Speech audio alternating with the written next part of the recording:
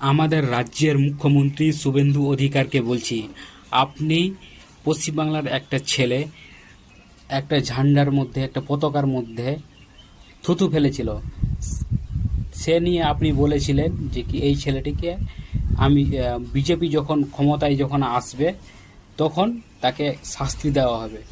আপনি এখন 2026-এ চলে এসছেন বিজেপিতে, তাহলে এই ছেলেটিকে শাস্তি হচ্ছে না কেন? দেখো এই ভিডিওটা। যে সে গেরুয়া পতাকার উপরে থুতু ফেলছে। হ্যাঁ, থুতু ফেলেছে। ওরা একটা জিহাদির বাচ্চা, ওর নাম আমি প্রকাশ করেছি, ভিডিও গুছিয়ে রেখেছি।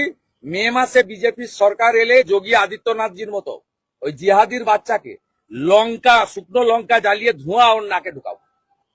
উত্তর ভিডিওটাকে প্রচুর প্রচুর শেয়ার করে এবং এই ছেলেটি যাতে শাস্তি যাতে পায়,